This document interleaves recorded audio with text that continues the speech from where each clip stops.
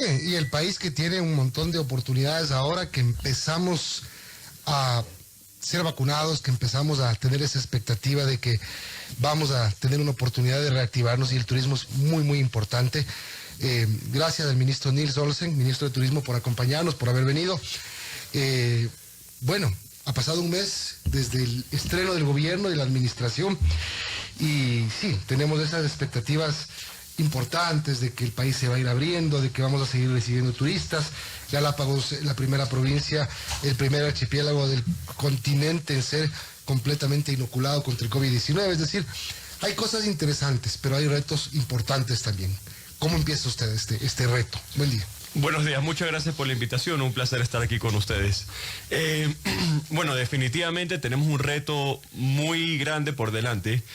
Para poner un poco de cifras y poner las cosas en contexto, desde el 2015 hasta el 2021, Ecuador solo ha incrementado 100.000 turistas extranjeros en arribos al país, mientras que Colombia, Costa Rica y Perú, ellos han incrementado casi 1 millón de turistas internacionales a sus países. ¿Por qué puede ser esto? Es una diferencia brutal. Es una diferencia brutal. Definitivamente es un gran reto que tenemos por delante para poder recuperar esas cifras y poder alcanzar y por qué no superar a los países que compiten con nosotros, que son Colombia, Costa Rica y Perú. Una de las razones puede ser los fondos de promoción, por ejemplo. Costa Rica, Colombia y Perú, ellos invierten entre 40, 50 y 60 millones de dólares anuales en promoción, mientras que Ecuador máximo 4 millones. Este año tenemos un presupuesto de alrededor de $600.000 para invertir en promoción, a pesar de que el Ministerio de Turismo, a través de las tasas Ecodelta y Ecuador Potencia Turística, que son las tasas que están en los boletos internacionales aéreos, recaudamos alrededor de $60 millones. Pero puede ser que fueron campañas erróneas, porque inversión hubo. Yo recuerdo, no en el gobierno de Moreno, en el gobierno de Rafael Correa, hasta en el Super Bowl estuvimos, se hicieron campañas gigantescas. La campaña de All You Need is Ecuador costó más de $44 millones. Exacto, claro, el anuncio costó $4 millones en el Super Bowl, si no me equivoco. Es decir, campañas hubo, mal hechas, mal invertidas. Bueno, yo creo que esa pregunta se la podemos hacer a todos los que nos están escuchando. Si es que Ecuador solo ha incrementado 100.000 pasajeros internacionales a Ecuador, mientras que los otros países 1 millón de pasajeros, ¿han funcionado esas campañas o no han funcionado? ¿Fueron creadas eficientemente o no fueron creadas eficientemente? Entonces, yo creo que esa respuesta la van a responder todos los que nos están escuchando y eso tiene que cambiar. Con el poco presupuesto que tenemos el Ministerio de Turismo en este momento, tenemos que crear campañas de promoción de alto impacto, estirar cada dólar lo que más podamos para que sea eficaz. Entonces, en eso estamos trabajando en este momento. ¿Y qué es lo que piensan hacer como para que sea no algo tan grande, de mucho dinero, de ese supuesto alto impacto, sino creativo? Claro, teniendo en cuenta que no tenemos un gran presupuesto como los otros países, tenemos que trabajar. Bueno, hay que poner algo sobre la mesa. No podemos ser todo para todos. Entonces, primero tenemos que enfocarnos. Nos vamos a enfocar en una categoría de pasajeros internacionales que se denominan los turistas de alto valor.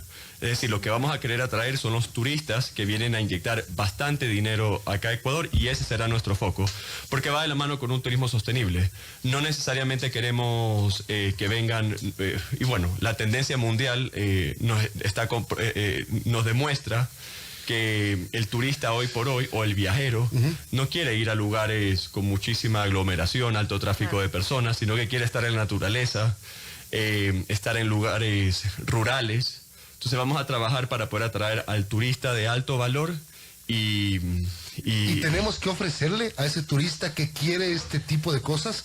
O sea, tenemos Galápagos, que es naturaleza, que tiene una infraestructura importante, pero aparte de Galápagos tenemos en la ruralidad una infraestructura como para recibir turistas que visiten, que vengan, que visiten, que les guste y que nos dejen dinero. Eso es una excelente pregunta, porque cuando yo hablo de turista de alto valor no significa turista de lujo. Exacto. El lujo hoy por hoy ha cambiado. El lujo ya no está en hoteles de 5 estrellas con piscina, con baños de mármol. El lujo está en las experiencias. El turista hoy por hoy quiere conectarse con la gente local, quiere probar la comida local.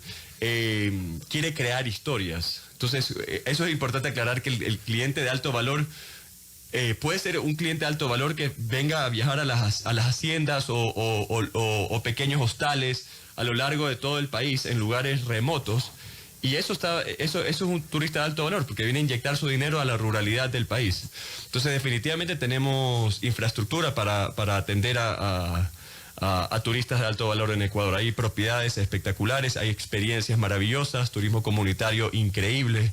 Realmente tenemos excelente producto, lo que nos falta es promoción y conectar con el comprador, que es el turista de alto valor. 7:51, estamos conversando con Nils Olsen, ministro de Turismo. Ministro, el presidente tenía este lema: más Ecuador en el mundo y más mundo en el Ecuador, y eso también se aplica para el turismo, para conectividad y demás. ¿Qué planes se tiene de manera inmediata para que se cumpla esto? Más Ecuador en el mundo y más mundo en el Ecuador. A propósito también que estamos en una situación compleja de pandemia, que la gente no viaja mucho, que se restringe las movilidades dependiendo del momento de la pandemia, pero ¿cómo hacerlo? Definitivamente, aquí hay dos frentes. Uno, la marca país, y segundo, conectividad aérea. Marca país es un problema perdón, que hemos heredado. El problema de Ecuador a lo largo de los años es que ha tenido varias marcas país. Entonces, todos los recursos que se invierten para posicionar la marca país en el mundo, porque al final del día es una marca que representa los productos de exportación, no solo camarón, banano, flores, sino también turismo. Entonces, con cada cambio de gobierno, todos esos recursos que se invirtieron en posicionar esa marca se van para abajo. Entonces, definitivamente eso es algo que hay que corregir en este gobierno, y tenemos que asegurarnos que esa marca país sea completamente apolítica, es decir, que nunca se asocie con un movimiento político. Esa marca tiene que perdurar, tiene que ser sostenible con el tiempo, indiferentemente a quién esté liderando las riendas del país. El segundo tema es la conectividad aérea. Para esto tenemos que firmar el acuerdo de cielos abiertos con Estados Unidos. De la región, Colombia, Perú, Argentina, ya han firmado acuerdos con cielos abiertos con Estados Unidos, y está demostrado que el momento de firmar el acuerdo con cielos abiertos, la conectividad del país con el mundo, bueno, en este caso con Estados Unidos como hub para luego conectar con el resto del mundo, mejora, y eso va a mejorar el turismo. Pero el presidente Moreno, en el 2018, si no me equivoco, declaró al Ecuador como un país de cielos abiertos y firmó, y de hecho entraron algunas compañías low cost, aumentó la presencia de marcas de líneas aéreas. No, lo que firmó el expresidente Lenín Moreno es un acuerdo de cielos abiertos, lo que firmó es un decreto que fomenta cielos abiertos en Ecuador, pero no hay ningún acuerdo firmado con ningún país de cielos abiertos. Se tiene que firmar con los países. Se tiene que firmar. Básicamente lo que pide un país es reciprocidad. En este caso Estados Unidos. Estados Unidos dice, gobierno Ecuador, yo firmo con ustedes acuerdo de cielos abiertos siempre y cuando ustedes eliminen el 5% del ISD a las aerolíneas americanas. Claro, es reciprocidad. Estados Unidos no cobra 5% de ISD a los ecuatorianos, entonces ellos piden la reciprocidad. Entonces, ¿es posible hacer eso? De ser posible, es posible. Estamos trabajando para demostrar de manera técnica el impacto positivo que tendría la eliminación del 5% de ISD a las aerolíneas que firmen el acuerdo de cielos abiertos con nosotros. Para que la marca país funcione, también quiere decir que nosotros tenemos que valorar como ecuatorianos, como residentes en este país, la marca país. Tenemos que fomentarla, pero aquí también existe un problema. Usted menciona el tema aéreo. Los precios altos de los pasajes de vuelos internos. A veces es más barato irse a Miami que a Guayaquil. Sí, me va a decir, lo que pasa es que si compras el pasaje el día anterior, obviamente que te va a costar $800. Pero no, en general son caros. En general, el turismo interno es difícil porque también es caro. ¿Cómo ordenar todo esto? Aparte, se está trabajando y usted se ha dado un plazo de 2 meses para tener el borrador de la ley orgánica de turismo. Es decir, varias cosas que tienen que normarse para que el país pueda marchar bien y sea más justo en el tema del turismo. Estoy completamente de acuerdo. La competitividad aérea en nuestro país no es la mejor. Estamos en el último puesto de la región y eso definitivamente tiene que cambiar. ¿Cómo cambiarlo? Incrementando la competencia y la oferta en el país. Una de las maneras de incrementar la competencia es justamente firmando el acuerdo con cielos abiertos con Estados Unidos para invitar a más aerolíneas a participar en nuestro país. Y definitivamente tenemos que crear un ambiente atractivo para el inversionista extranjero a que venga a participar al Ecuador.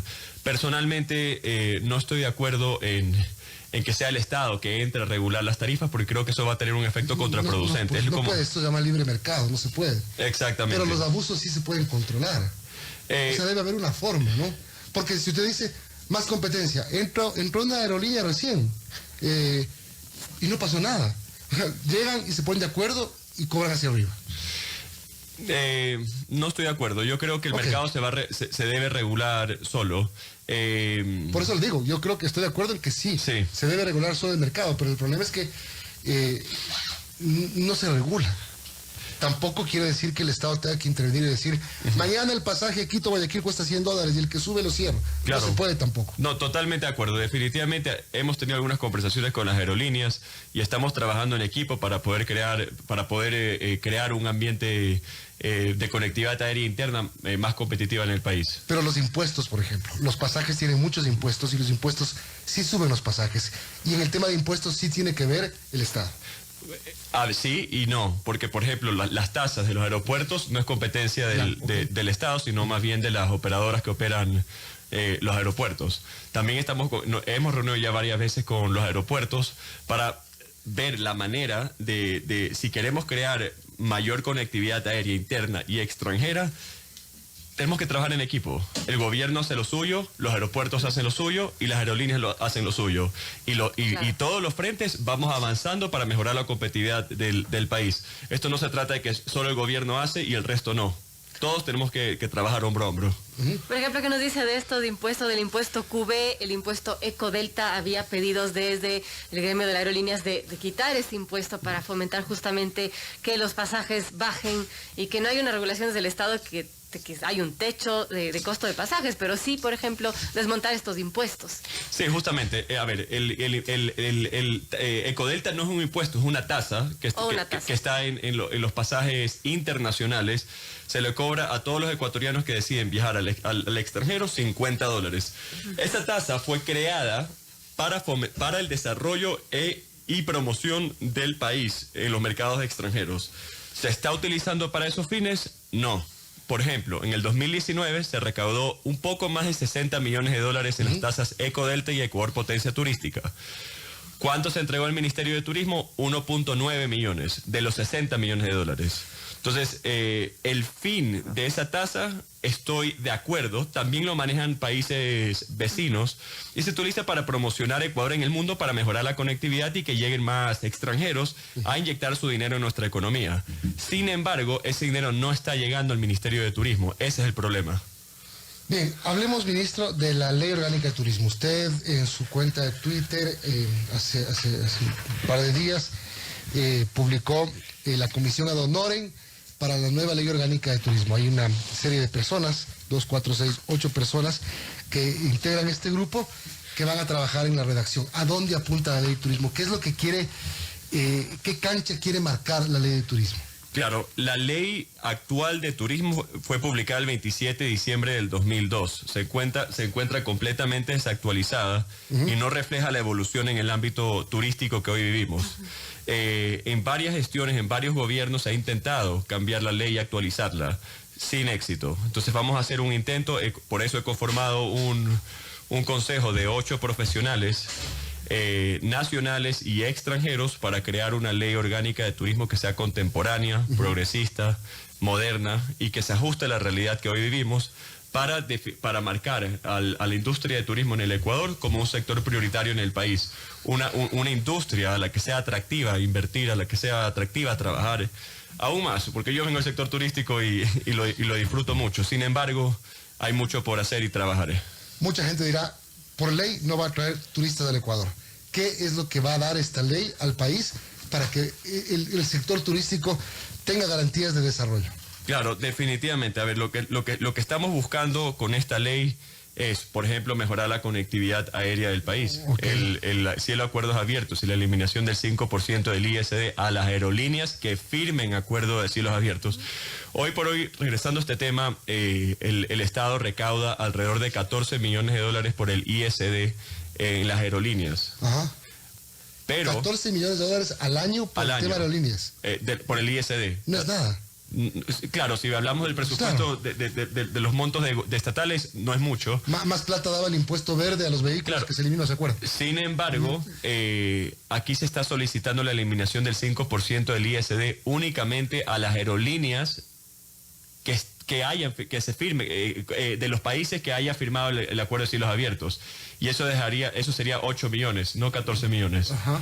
Entonces, solo las aerolíneas que tienen sus bases en los países que Ecuador firme su acuerdo de cielos abiertos, se eliminaría el 5% del ISD. Entonces, eso es un tema importante que entraría dentro de esta ley.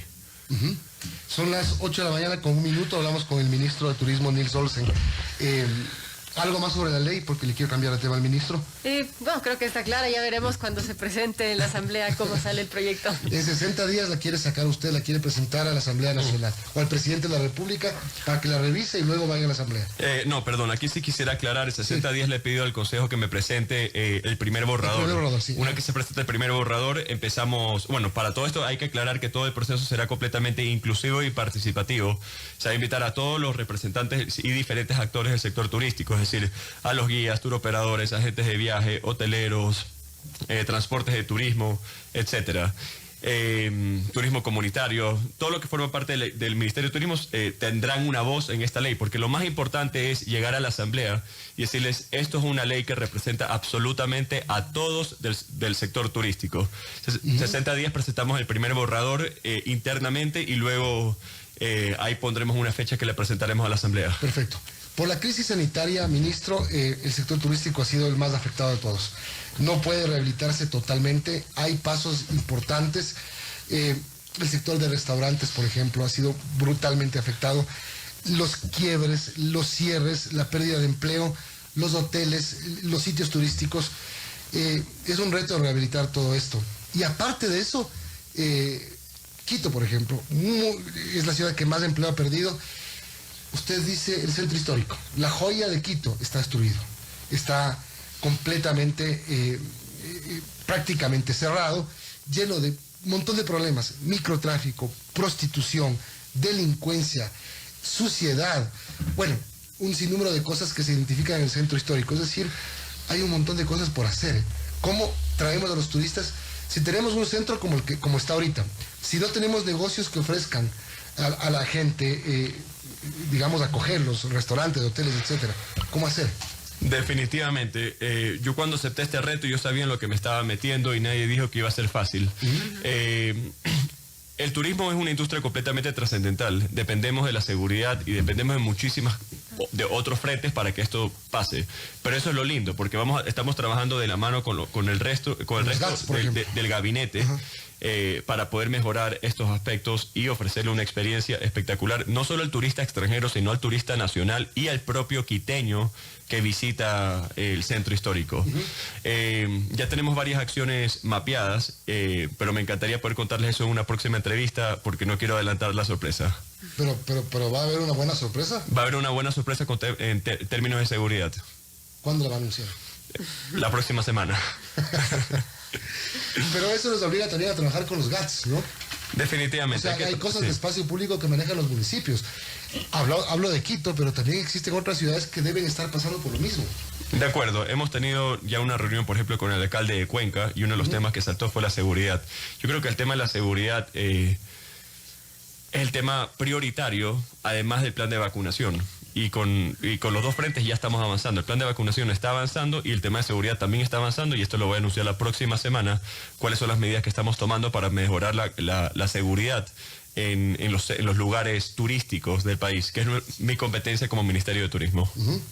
Importante. Ahora, ministro, ¿qué nos dice sobre el turismo interno dentro del Ecuador? Que en esta pandemia imagino que al no poder salir a otro lado, muchos turistas ecuatorianos conocieron el país, recorrieron el país en la medida de lo posible. ¿Cómo fomentar ese turismo nacional interno? ¿Cómo fortalecerlo? Porque, claro, lo que dice Ver es importante. Cuando empezaron a haber feriados dentro de la crisis sanitaria, la gente empezó a irse al tema abierto, al tema rural, y conoció el país. Definitivamente. Yo creo que, digamos, todo el sector turístico está muy golpeado por la pandemia, pero lo que sí sabíamos por la tendencia mundial es que el sector turístico rural iba a ser el primero en reactivarse. Y efectivamente en Ecuador el sector turístico rural ha sido el primero en reactivarse. pero igual falta mucho para poder llegar al número de turistas o huéspedes que se atendía en prepandemia. Desde el Ministerio de Turismo lo que estamos haciendo ahora es trabajando con el Ministerio de Ambiente y Transición Ecológica. Con ellos logramos ya aperturar todos los parques nacionales de lunes a domingo, de 8 de la mañana a 5 de la tarde, lo cual era una falencia que había en los parques, que iba el turista nacional y extranjero y estaba cerrado, no sabía cuándo abría, cuándo cerraba. Eso ya está solucionado. También logramos extender el horario de atención de los atractivos arqueológicos en Cañari y Manabí, que es el complejo arqueológico Ingapirca y el parque arqueológico Hojas Jaboncillo. Esto estamos atendiendo ahora de 9 de la mañana a 4 de la tarde, de miércoles a domingo. Antes estaba atendiendo únicamente los fines de semana. Entonces, poco a poco estamos resolviendo estos problemas para que el turista nacional y extranjero pueda visitar estos espacios. Yo creo que vivimos un momento muy importante para Ecuador. Estamos en un nuevo capítulo y es el momento perfecto para salir, recorrer cada esquina del país. Hay lugares espectaculares que antes su enfoque estaba en el turismo receptivo. Atendía principalmente al turismo extranjero. Ahora han modificado sus tarifas y ahora están más accesibles para el turista local. Hay tantos lugares espectaculares y tanta gente que está esperando con los brazos abiertos en cada una de las esquinas del país, y este es el momento para salir y disfrutarlo. Ahora, el tema es, por ejemplo, cuando empezó la gestión del nuevo gobierno, ustedes firman el acuerdo para levantar la prohibición de venta de licor los domingos. Eso motiva mucho, puede ser pequeño, pero motiva mucho al sector de los restaurantes, que han tenido más prohibiciones que libertades para poder trabajar en pandemia. Y en parte está bien. Usted, dos preguntas aquí, porque tenía en mente el tema del tren, y me olvidé y me quedé pensando mientras usted respondía a Verónica. ¿De qué era lo que iba a decir y me olvidé? Pero me hace acuerdo. Gracias, María. Yo le iba a preguntar también eso. Gracias, María Gracia Costa, por hacerme acuerdo de lo que me había olvidado. Ya me conoce que me olvido las cosas. Primero, ¿cree usted que, digamos, en la hoja de ruta del gobierno hay la posibilidad de más cierres? Yo sé que dependeremos de la situación del país, que si viene la variante Delta, Lambda, etcétera, podemos volver a cerrar. De hecho, algunos países vacunados cierran. Pero no está como primer orden del día en el mapa cerrar nuevamente si es que pasa algo. Definitivamente no está en la orden del día. Yo creo que algo importante que hemos logrado desde el Ministerio de Turismo, que el Ministerio de Turismo tenga voz en el COE. Yo como ministro he participado en todas las sesiones del COE para poder presentar cuál es la condición actual de la industria de turismo, y que el resto del gabinete sepa cuál es la importancia de tener a nuestro sector abierto. Ya nuestra industria no da más para más cierres, está asfixiada económicamente y estamos recuperándonos en este momento, que no nos pueden dejar sin piso y nuevamente crear este problema económico y de pérdida de empleos. Pero en este momento no hay ninguna planificación de cerrar el país. Lo que hemos logrado es homologar los requerimientos de ingresos al Ecuador. Antes teníamos diferentes requerimientos de ingresos para Galápagos y otros para Ecuador, lo cual se convertía en una traba más. Y sabíamos que Galápagos iba a estar completamente inmunizado en su población mayor de 18 años. Era el momento perfecto para mandar un mensaje al mundo, decirles, hey, Ecuador ya está abierto y Galápagos también. Es el momento perfecto para que tomes estas vacaciones que siempre soñaste, porque Galápagos a nivel mundial es el bucket list. Sí. Son esos destinos únicos que el viajero que es apasionado por viajar quiere descubrirlo antes de morir, básicamente. Entonces, este era el momento perfecto para hacerlo, y eso es lo que hemos logrado. Ya Galápagos se está reactivando. Tenemos algunas embarcaciones grandes que ya han vuelto a operar después de 1 año y medio de estar cerrados. Inversiones más de 200 millones de dólares en Galápagos. Embarcaciones pequeñas, medianas, hoteles, que ya poco a poco se están reactivando, y tenemos 0 casos COVID en Galápagos. Entonces, esto quiere decir que vamos por buen camino, y la mejor manera de reactivarnos es vacunándonos. Así es, y además vuelve las embarcaciones turísticas de Galápagos, y lamentablemente vuelve la amenaza de la flota pesquera internacional. Ahora sí, el último tema, el tren. No el playero ni el magnético, el tren turístico. Así es, porque, ministro, uno de sus objetivos, al menos de lo que he escuchado de publicaciones de medios, es que quiere recuperar el tren. ¿Cómo sería esa recuperación? ¿Será turístico? ¿Será para una conectividad como ya de transporte, o cuál es la idea de recuperar el tren? El tren del Ecuador es un producto maravilloso. El modelo anterior no funcionó. Sabemos que no era sostenible con el tiempo porque eran los ecuatorianos que estaban subsidiando la operación de este tren. El tren tiene que ser autosostenible, como es en otros países, en el caso de Perú, por ejemplo. Y para eso tenemos que tener un tren que sea de transporte de pasajeros, transporte de carga y turístico también. Entonces, de lo contrario, no va a ser sostenible y no puede, y lo que estamos tratando, lo que estamos evitando como gobierno es subsidiar actividades. Para esto tenemos que crear un ambiente atractivo de inversión para buscar un aliado estratégico, sea nacional o extranjero, que desee ser socio con el país y llevar este proyecto adelante. Ya está en conversaciones, está avanzando el proceso, porque en este momento la empresa pública del tren se está liquidando. Entonces, mientras que eso no termine, no hay mucho que yo pueda hacer como Ministerio de Turismo para poder avanzar. Sin embargo, las conversaciones ya están en marcha. ¿Hay gente internacional interesada en poder administrar el tren, hacerse cargo del tren? Hay varias empresas internacionales que han mostrado su interés, pero necesitan saber cuáles son las condiciones. Y entonces primero tenemos que crear las bases del concurso y presentar cuáles son las condiciones de inversión para ver si es que ellos siguen adelante o no. Pero todavía es muy pronto para entrar en detalles en la recuperación del tren. Lo que sí puedo contarles es que personalmente creo que es un producto espectacular, que se complementa perfectamente con las Islas Galápagos para descubrir el Ecuador continental. Va de la mano de lo que yo quiero lograr con el turismo en el país, que es el turismo sostenible, inyectar dinero a las economías rurales y utilizar el vehículo el turismo como un vehículo de desarrollo, principalmente en la ruralidad del país. Pero no hay forma de hacer nada sin que el tren se haya liquidado, sin que la liquidación haya terminado. Lo que se puede hacer es avanzar en conversaciones, que eso es lo que estamos haciendo en este momento. ¿Y cómo se puede avanzar para que la liquidación se acabe pronto? Es un tema un poco complicado porque hay temas, muchos activos que son patrimoniales, por ejemplo. Entonces esto involucra al Ministerio de Cultura, al Ministerio de Ambiente, al Ministerio de Turismo, al Ministerio de Transporte y Obras Públicas, a EMCO y a Presidencia. Entonces hay muchas personas involucradas, pero desde el Ministerio de Turismo estamos empujando para que esto suceda lo antes posible y que funcione. Lo que sí vale la pena aclarar es que el tren no se va a vender y el tren no se va a privatizar. El tren seguirá siendo siempre de los ecuatorianos. Pero funcionando. Funcionando, claro, porque en este momento nos está costando $4 millones a los ecuatorianos mantener un tren parado. Un plazo así como de una ilusión que usted tenga de decir, el tren lo quiero que funcione en 1 año, en 2, en 3 o cuando me vaya. Y Milton, ¿sabes qué? Yo vivo con un estado de urgencia en mi cabeza, que me levanto las madrugadas pensando en tantas cosas que tienen que ejecutarse lo antes posible. Darte un plazo en este momento es ponerme la soga al cuello. Pero sí, lo que sí te puedo decir es pero lo que sí te puedo decir es que estoy trabajando sin parar. No solo yo, mi equipo. Tengo a alguien de mi equipo enfocado en Alianzas APP y que tiene como proyecto principal empujar para que la reactivación del tren ocurra. Yo soy completamente ejecutivo. A mí me gusta que las cosas pasen y no me gusta que las palabras nada más queden en el aire y no pase nada. 8:14, ministro, gracias por acompañarnos. Nils Olsen, ministro de Turismo. Y bueno, cuando tenga esos anuncios, acá estamos para el espacio correspondiente, porque nos interesa que el turismo también sea parte de la reactivación del país y del mundo. Serán los primeros en saber. Muchísimas gracias por la invitación. Buen día. Gracias, ministro. Amigos, 8:14. Vamos a una breve pausa y regresamos para conversar con Francisco Huerta.